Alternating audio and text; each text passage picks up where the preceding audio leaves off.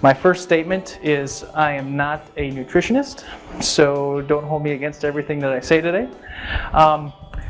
Basically, we are just going to talk about what kind of happened recently with some vitamin D issues, and then also some research associated with that, and then move on to maybe some confounding factors that I really think we need to look at and compare as we do diagnostic assessments for lameness. As a general background, the first thing I'd like to say is, as a whole, a couple years ago we did have the vitamin D issue, but since that time we've also been seeing an increased number of actual cases of lameness being submitted to diagnostic lab. Now, they're not always your typical swollen joint, one pig issue and try to figure out what the disease is. We're actually finding more production companies and areas, veterinarians, actually searching for why my big pigs that are close to market are actually becoming lame and reduced feed efficiency and that sort of thing. So these investigations have become quite intense and involved, and we've actually learned a few different things, and I'll hopefully explain some of that as we go. But as a diagnostician, I need to point out that when you have lameness in a barn, we actually need to do a really good assessment on those pigs. And that's where we fail a lot of times, is not particularly actually looking at the pig, finding out what joints are affected, and so forth, and all of a sudden we send a lot of stuff in and we don't really get a result for what we're doing. So keep that in mind. Also, when we work up these cases, we've actually been seeing a lot of bone quality issues, so we'll touch on those. But last thing is, never rule out or completely disregard other etiologies that may be affecting bone growth and so forth, so which include maybe some of the OCDs and the Mycoplasma species that we may see. Real quickly, just want to touch on the bone as an organ. Dr. Crenshaw is here and he can correct me if I'm wrong, but throughout the life of a pig, it's actually being remodeled. It is not, we know a growing pig is there, laying down new bone, but even an adult animal, the bone's still remodeling. It's a very dynamic organ, and it tells a story of what's going on.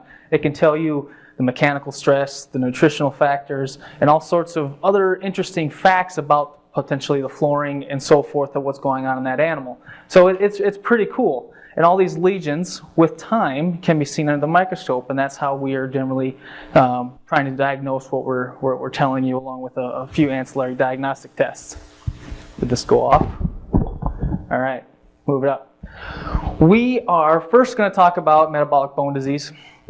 And if you know the history, a couple years ago there was a vitamin D issue that we had throughout the industry. And real quickly, metabolic bone disease is just a big umbrella for a multitude of factors that go into issues with bone. And generally they're related to nutritional aspects, one being potentially vitamin D. Phosphorus is the second one, calcium would be the third. And that's generally what we see in swine. Potentially the other factor is parathyroid hormone, but that's usually a small animal thing. But those are the general three things that we consider a lot of times with metabolic bone disease: is vitamin D, calcium, and phosphorus. Now these can result in bone depletion, a lot of other effects on maintenance of organs, but they can also be in combination together. So it's not just one at a time, it can be multiple. Real quickly, for the terminology aspect of it, for metabolic bone disease, we use terms like rickets, osteomalacia, osteoporosis, and fibrous osteodystrophy are common. Rickets and osteomalacia are basically the same process, it's just whose has it. So rickets are seen in growing animals, and it's a failure of mineralization, where osteomalacia is actually an adult animal when it's a failure of remodeling of the bone. Fibrous osteodystrophy is more of a lesion than an actual disease process, but pigs do it really, really well. If they have loss of bone, what they do is they lay down some fibrosis within the bone, and therefore you get to see a nice lesion along with the defective bone remodeling. And lastly, just for significance sake, osteoporosis and osteopenia. It's not as common in the swine industry, but it can reduce bone mass, and which is common in humans and elderly women. So what causes metabolic bone disease? And this is probably the most important slide of what we need to look at if we're having lameness issues. By far and away, we said vitamin D. So if we have inadequate that potentially can cause metabolic bone disease. The other one is phosphorus. So inadequate phosphorus somehow, whether that is not having enough in the diet, We didn't have enough phytase activity to break down the phytate. All sorts of avenues can come with a decreased phosphorus. You can also have a decreased calcium at number 4, but that generally causes osteoporosis. But it is important also that the calcium and phosphorus ratio be in a ratio that's compatible, that's not causing issues or leakage through the urinary tract. What we saw, or what we're seeing initially, the issues were vitamin D deficiency. But as we go forward now and we've corrected that opportunity, we're actually finding phosphorus deficiencies more often in pigs at this time point. And also we've actually learned that the ratio is pretty dang important, which all the textbooks say, but if we're not watching that, it can actually cause lameness issues when pigs get older. So why are we seeing this was the question, and thinking back, what's causing all these lameness issues or maybe feed issues that potentially are causing the disease? Thought of a couple things. First off, we all kind of know that swine diets are fed for maximum growth and not necessarily bone strength. So that's a potential issue that we're dealing with. Ingredient costs, if something is too high, we're going to try to replace it with something else, and hopefully we get the same aspect of it. Alternative and group feedstuffs play a potential role if we don't know exactly how much phosphorus or how much calcium is in that feedstuff, and therefore we're adjusting or trying to make assumptions on that is difficult. And the variability of that feedstuff. For instance, DDGs is probably the best example, where we kind of go off a standard phosphorus, but a lot of time that phosphorus, even from the same ethanol plant, is variable in the amount of phosphorus. And so if you're giving it a constant standard and saying this DDGs is X, we may be actually providing too much phosphorus or too little phosphorus, depending on if we don't measure it at regular batches. And lastly, which is I don't know much about, but NRC. NRC values, are they outdated? They just updated them. I don't know much about this. And I'll let Tom maybe touch on that a little bit, but potentially that's different. These pigs are a different genetic now. They grow a little bit faster. Could these NRC values be wrong or something else? So back to the metabolic bone disease, I just want to explain what we saw and what you'll see in the barn if this is actually happening. So it all kind of occurred in 2010 roughly, and it's still occurring, just not at the same frequency. What we found typically with a vitamin D deficiency was sudden death, because we had basically a hypocalcemia that resulted, and calcium is needed for muscle and a whole bunch of other neurological things, and basically we found these pigs were sudden death. Obviously lameness was in there.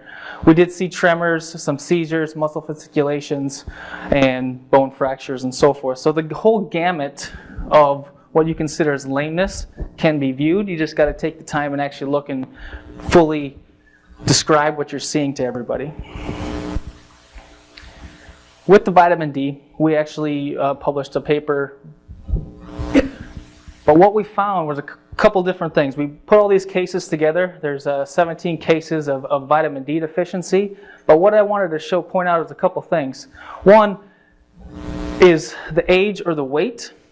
Because basically we had somewhere between 9 and 17 weeks of age, but somewhere around that 13 to 15 weeks of age of a pig's life, when they hit that rapid growth phase, is when we were seeing issues. So we're trying to lay down a lot of bone, a lot of growth at one point in time, and that's when we saw all the problems.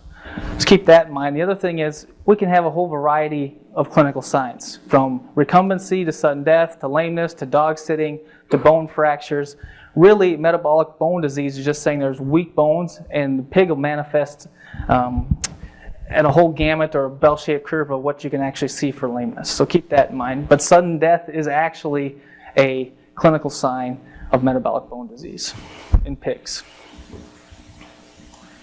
So real quickly, for those of you who are pathology gurus like myself, rickets can be caused by vitamin D deficiency or phosphorus deficiency. They look exactly the same, and you actually have to determine that.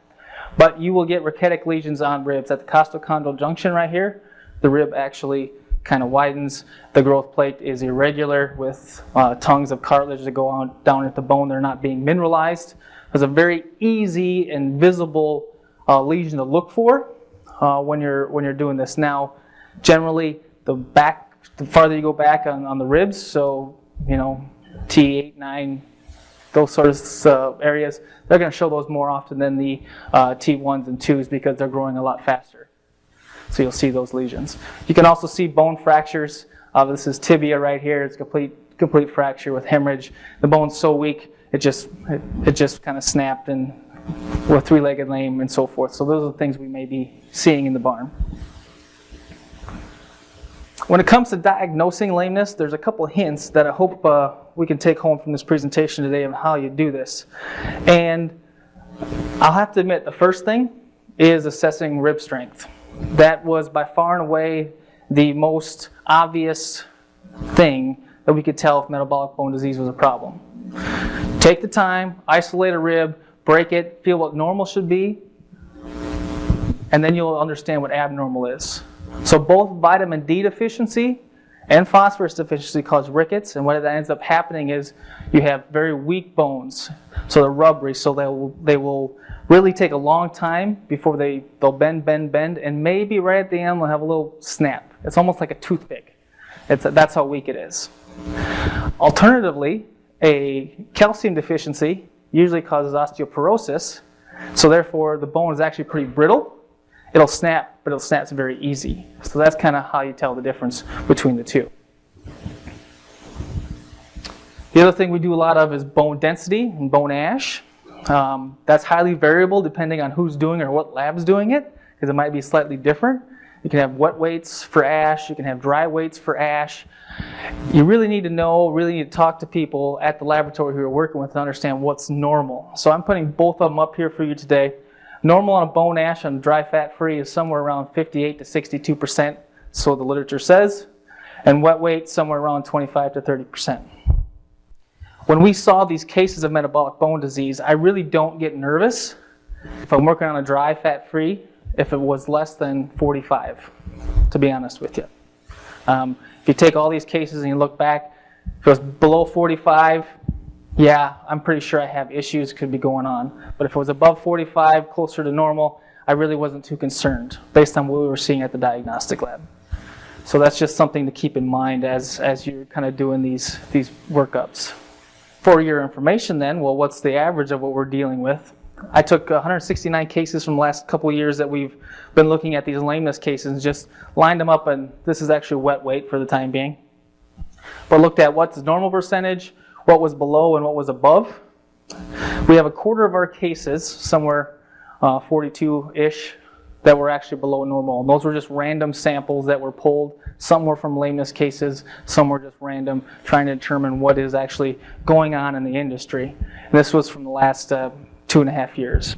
So what I'm trying to say with this, there's a bell-shaped curve obviously, but we're not quite feeding to what we probably should be at least a quarter of the time that we're finding at the diagnostic lab.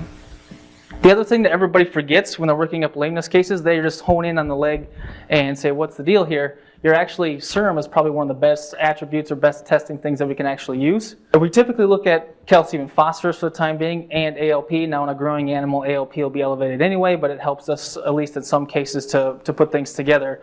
And what I did here is just ran the analyte on the side, and then the cause of the metabolic bone disease along the top, and you can tell which way the calcium phosphorus of ALP will be on a serum analyte test.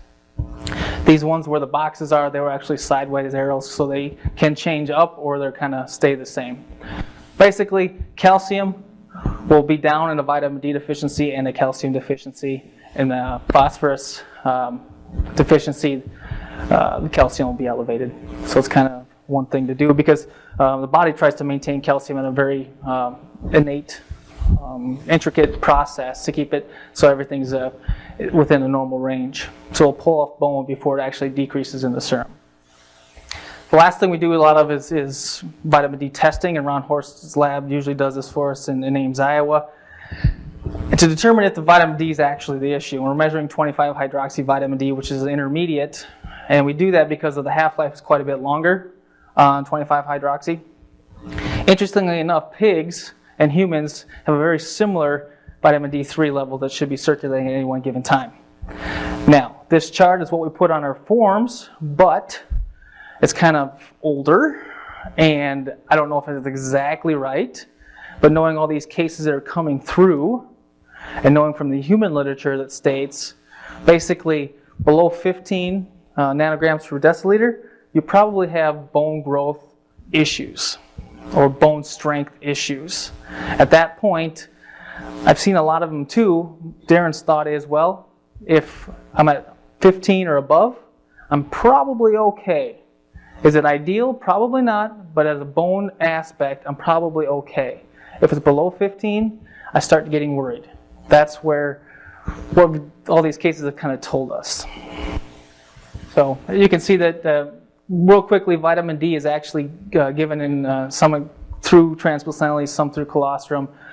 Generally, it decays after the colostrum feeding until they get on solid food, and therefore then we have to make it back up.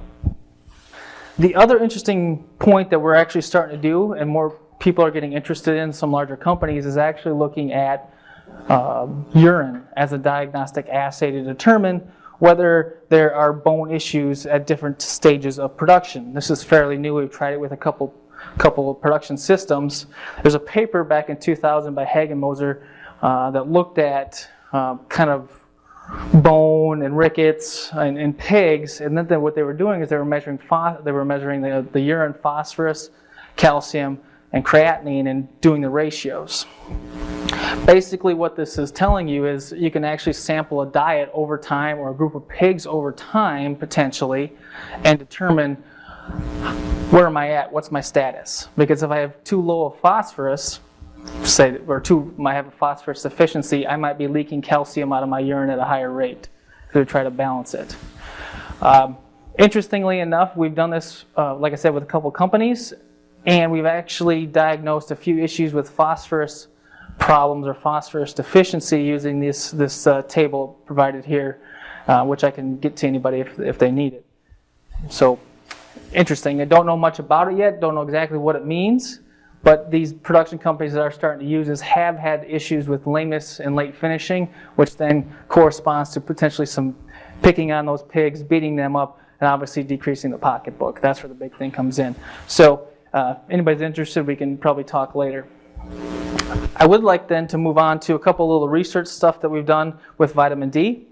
A couple years ago, we actually did a big serum study with 2 times a year in January and July. We took 3-week-old pigs, 11-week-old pigs, market hogs, sows, and boars from 15 different sites. We had 8 samples per site, basically testing 600 in January and 600 in July, and we were trying to determine what's the status of vitamin D within the industry. Was our goal? What's normal? What's not normal? Can we put a baseline to something? Here's our results. The red is January, the blue is July, and I just want to point out that 5 nanograms is way down here, 15 is somewhere right around here, and there's 35, which potentially we try to get to. 1, 2, 3, 4, and 5 correspond to nursery, just place feeder pigs, finishing hogs, sows, boars. And you can see that there's a wide variation of what's actually happening in the industry. A huge variation. Really was not too dependent on time of the year, which we didn't think it would be because most of the confinement is causing most pigs don't see sunlight because of confinement. But we realized that, well, yeah, we're running on a very low level of deficiency throughout our pig industry. I didn't put it up here, I don't have it in this presentation, but we actually took outdoor samples from weaned pigs that grew up outdoors, from sows that were living outdoors, and from finishing and feeder pigs that were outdoors. And their levels, their vitamin D levels, were somewhere between 80 and 120. So pig naturally probably wants somewhere around 80 to 120. 25 hydroxy, that's what it's going off of naturally, versus what we're actually finding when we're feeding these animals. Well, that was our study. Then I actually went back and looked at what we were doing in the diagnostic lab over the same time point. This is actually samples from the last 2 years. So 2012 and 13, we ran roughly 2,700 vitamin D samples on serum to see what it would be. Here you can see all the cases going up and down, but the black lines are average. We're actually hovering right at an average or a mean of 21 nanograms per deciliter of 25-hydroxy. So obviously, is it perfect? No. Is it above 15? Yes, but we still have a lot of animals that are cruising around in our barns and everything that are deficient in vitamin D on a constant basis. Our second objective when we looked at some research was to determine, well, is our vitamin D supply actually good or bad? The thought process was, is the vitamin D that we're receiving and putting into these pigs actually what it says it is? So what we did is 5 companies agreed to send a bulk vitamin D sample to the lab to be tested once a month. They took this sample from multiple locations in their stash, and we kind of mixed it up, blinded everybody, and sent it to 2 different laboratories and divided it up by feed company. So over time, basically 5 companies times 12 is 60 samples. These samples were from both U.S. manufacturers and foreign manufacturers, and then trying to see if there's any issues with the vitamin D that's being supplied to pigs in the U.S. industry. So what we found, not a whole lot exciting. Basically what they say was in there was in there.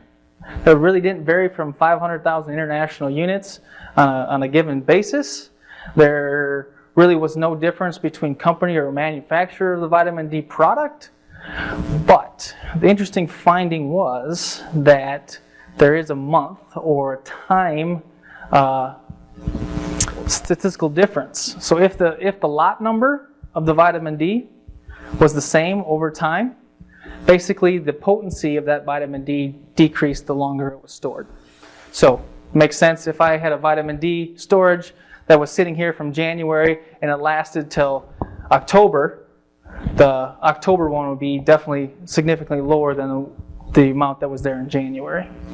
So basically what you're trying to say is if you're buying bulk feed, especially for feed companies, it's probably better off to buy more buy batches more frequently at smaller amounts than to have one big thing, because potentially you can be causing a decreased potency in your vitamin D. Which time? All right, we're almost done. But I have 2 things that I want to talk about, confounding issues when we're dealing with these lameness cases, and I think it has to do with metabolic bone disease. Why I say that is, we really don't do a very good job of clinical assessments on these pigs or anything, or gross assessments. And I'm just going to skip to this because there's not much time here. The confounding issues, I think, are 2 things. One, potentially mycoplasma issues, Hyozanova in particular, and then OCD. When we're doing these workups, as we mentioned in the beginning, when we're doing these workups, these larger companies bringing them in, we're finding a lot of OCD. Now, typically OCD has general locations that you can find it in. Sometimes there's that's probably the biggest issue. And OCD, Dr. Carlson's done a lot of work on OCD, and it's very complex. There's a lot of risk factors, but basically what's happening is we have a blood supply issue. We have cartilage that doesn't get the proper nutrients, probably dies. And then it gets retained, and therefore the weight and sponginess actually causes a lesion, and the pigs don't like that because it doesn't feel very good. Well, weight is an issue in this, and what happens if my bone quality was not as good at some point during the grow out? Say I'm feeding too low of phosphorus or too low of calcium or too low of vitamin D, and I'm just at a moderate level, I'm kind of going on, and then finally I have a weight issue, and then maybe I might have OCD as the cause of my lameness, but was that really the cause? Could it have been something earlier? Could it have been the feed? Could it have been the low density in the bone? I don't know. It's just a speculation. There is some nutritional aspect, especially with copper and OCD, but a lot of these late finishing aspects that we're finding is usually associated with OCD. The other confounding factor that I'm just going to throw out there for you is Mycoplasma Hyozanova. I do believe it is a pathogen, but how significant is a pathogen, I don't know. Because if my bones are weak, that sets up an environment for Mycoplasma probably to survive. And if we find it, do we actually know is that cause and effect? or is that actually just finding something where a joint was kind of lax just because the bone wasn't feeling very good? So I'm just going to throw those two things out at you, that yes, metabolic bone disease is out there, is an issue. We're still seeing it. We're actually looking into new diagnostic tests, the urine potentially as a way to monitor this over time without killing animals. But I bring up to the fact that, well, these late pigs, we're usually finding mycoplasma or OCD, but could that be just an aftermath, potentially, of us not feeding our pigs very good, and we have bone issues along the way, and it's predisposing them to these factors later on? Lameness is an industry problem. I really do suggest doing clinical assessments and actually figuring out what bones are affected and submitting those samples and understanding potentially what we're finding, is that really the cause or just a finding at the end. So keep that in mind, and I'll appreciate your attention, and thank you very much.